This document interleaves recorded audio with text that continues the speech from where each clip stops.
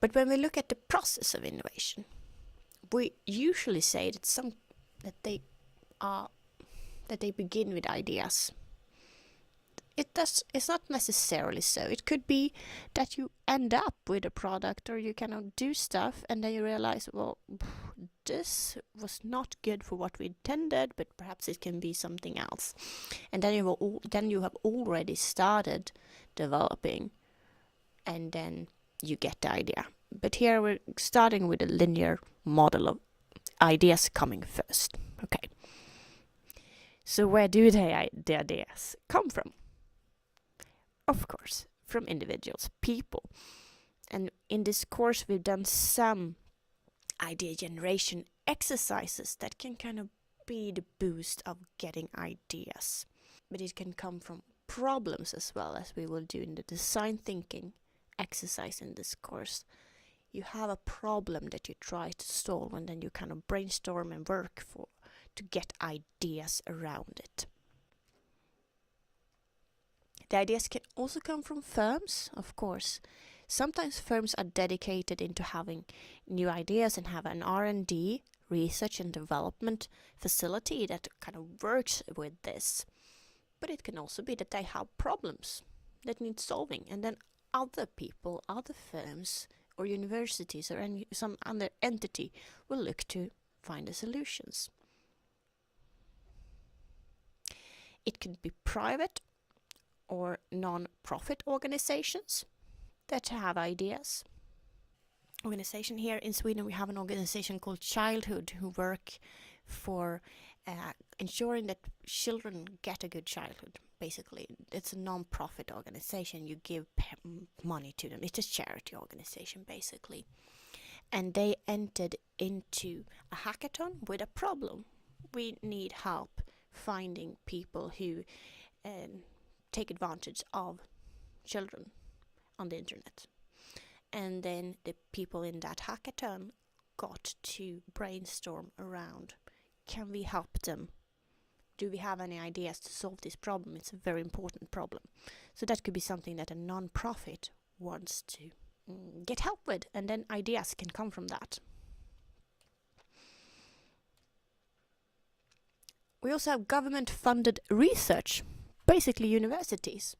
Universities perhaps make a discovery and realize, well, this could actually be turned into some kind of product or service. And then the idea grows from that discovery. Perhaps the researchers themselves will continue with that and form a firm or startup or spin-out company, or perhaps an already established company will buy the knowledge or use the knowledge when it's publicly available and get ideas to develop something new from there. The government-funded research are at the universities, but then universities are also hubs for people like you. You go to a course, you get ideas, you find out that, well, this is rubbish, the way we're doing it, we need to do it in another way. I've had students had ideas about improving the way the schedule is handled here at the university. Everyone thought that was a really good idea because they hated the way time edit was made. So, I mean, ideas come from everywhere, and you could add on to this picture. There's other ways, other places in the world where the ideas come from. This is the innovation funnel. We talk about it sometimes in relation to innovation, and Schilling brings it up in her book, especially for pharmaceutical innovation. This has been something that has been present in the way they think about their innovation.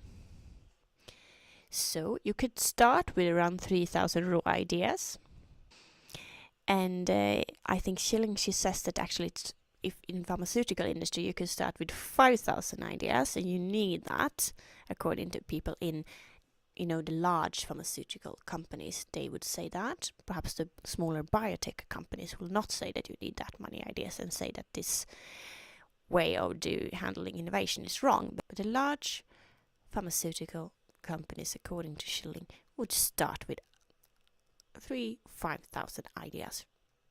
And then you get 300 submitted ideas from this. And from this you get 125 small projects that go into 4 major developments. Then you launch 2 products after that, because these 4 major developments perhaps failed in the FDA trials.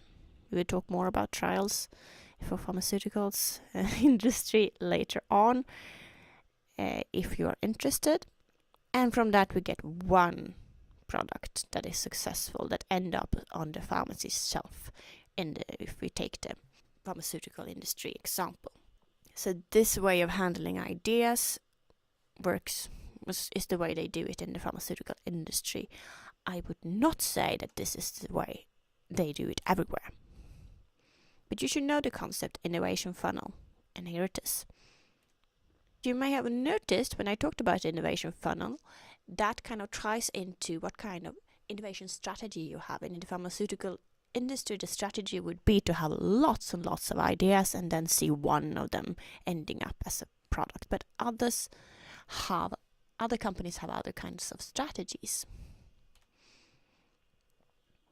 So basically, when you have a strategy, you try to align your innovation projects with your resources, the things that you already have, and the objectives that you have. Where do you want to go?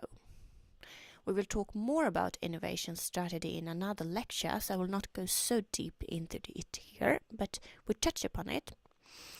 And also, this effective innovation strategy can leverage your core competencies, the things that kind of make your company stand out, or the things that you're really, really good at, that you want to focus in. And I will give you an example of this in the next slide, so bear with me. And then you try to make sure that innovation projects help in achieve your strategic intent, where you want to go, your vision. What's the strategic intent of the firm? We have as I think it, very good workshop about R&D strategy that will be part of kind of taking the strategic intent into consideration, considering where the firm wants to go. And here's my example. This is from a research project that I'm in. This is a company called Lucioni in Italy, and they have developed this device that you see in the picture. It's called Apotheca. It is a device, it's a robot actually, it's an ABB robot that they have put together in this cabinet, and they use this to compile chemotherapy, which is kind of hazardous for the personnel to handle, so it's good that the robot does it instead. And it makes it more accurate, because if you compile the chemotherapy in a wrong way, the patient might die. So that's what they do. And when they decided to kind of go into the development of this new product, the Apotheca robot, they evaluated the idea according to 3 criteria that they do, because they don't only produce this kind of products, they do lots of other things as well. But they made sure, before they started this, they made sure that it was aligned to these 3 criteria. They wanted to use their core competence, and that was to actually test things, because they're really good at testing others' products and so on. So they're good at kind of making sure that the quality is high, which was what they would be doing with the chemotherapy mixture that the robot produced. They want to solve expensive problems for many prospective clients. And in Italy, this problem of having chemotherapy mixed wrong could lead to expensive lawsuits. So for them, that would be an expensive problems identified for hospitals as prospective clients. And you know, hospitals, there's lots of hospitals out there, so there are many prospective clients. They also had a 3rd criteria, which is to contribute to the well-being of people or planet. That might sound like something you just say in a PR material, but this is a family company They don't have shareholders that they need to take consideration to, and they want to stay in the region where they're at because they love that region. And they actually think that, well, contribute to the well-being of people or planet is kind of a good in a long-term perspective, because we want to be around for a long time to contribute to the well-being of the region, and therefore it's important that the business is aligned into that. That's the end of that example. Now I will show you the linear model. And as you hear the word linear, you might immediately think that, well, maybe it's not that easy as this. And yes, of course it's not. But it's good to start with a linear model when you learn about a concept. So, in the linear model, you have a set of systems. You have the scientific system, and you have the business system, and the market system. And then, in the scientific system, you have science, and then you have general scientific knowledge that can come from this science. And then from the general scientific knowledge, you can get specific scientific knowledge.